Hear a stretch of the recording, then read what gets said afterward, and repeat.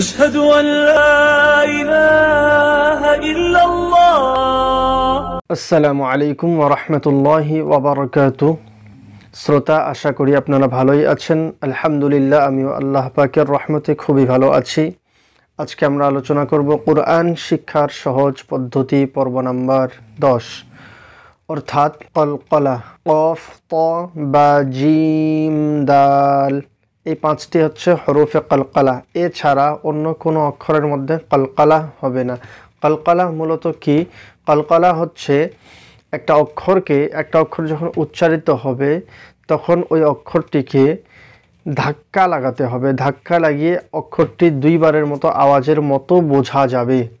দুইবার আওয়াজ হচ্ছে এমনটা বোঝা যাবে, তবে সেটা কলকলা উচ্চারণ হবে। যেমনটা আব আব হচ্ছে। তো আপনাকে ধ্যান রাখতে হবে যে আমি কলকলা কিভাবে উচ্চারণ করব। দেখুন, কফ, ত, বা, জিম, দাল, এই পাঁচটি অক্ষর ছাড়া অন্য কোনো অক্ষরের মধ্যে কলকলা হবে না। উদাহরণ দেখি, হামজা বা জবর আব। এখানে যদি আপনি বলেন হামজা বা জবর আব, এরকম বললে কিন্তু ভুল হবে। এরকম বলা যাবে না। আপনাকে বলতে হবে হামজা বা জবর আব, জিম দাল জবর জাদ। আপনাকে বলতে হবে হামজা বা জবর আব, তবে সহি হবে। উদাহরণ আমরা দেখে নেব।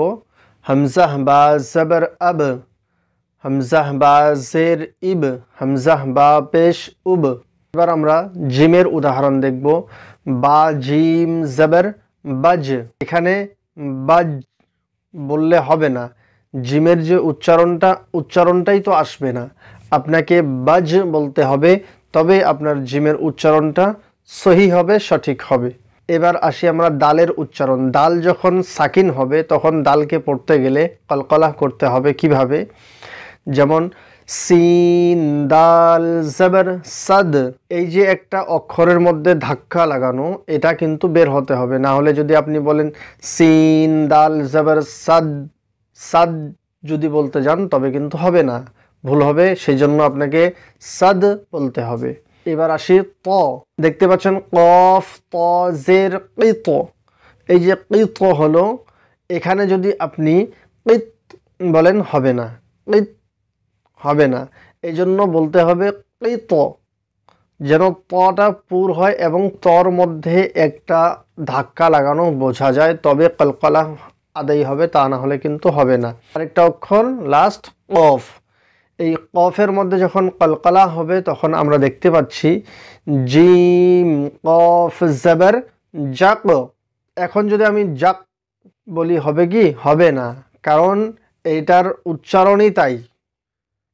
উচ্চারণই তাই, সেইভাবেই আমাকে উচ্চারণ করতে হবে, তবেই সৌন্দর্য ফুটে উঠবে, শুনতেও ভালো লাগবে এবং আমাকে পড়তেও ভালো লাগবে।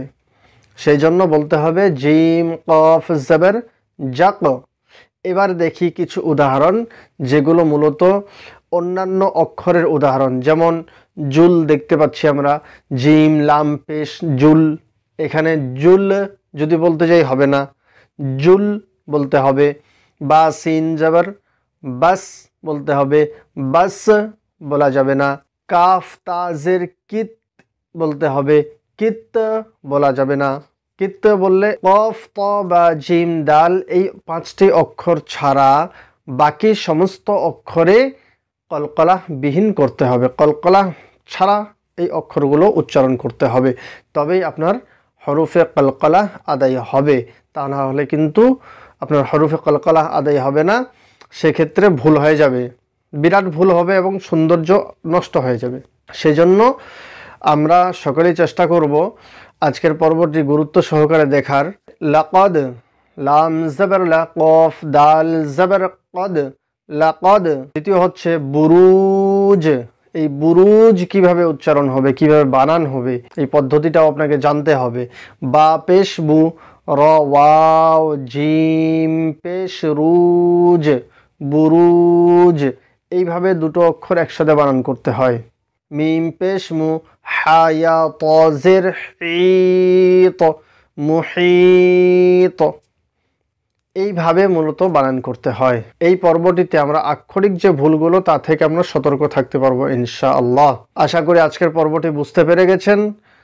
আজকে এই পর্যন্তই, দেখা হবে আগামী পর্বে, অর্থাৎ কোরআন শিক্ষার সহজ পদ্ধতি পর্ব নাম্বার 11। আসসালামু আলাইকুম ওয়া রাহমাতুল্লাহি ওয়া বারাকাতুহু।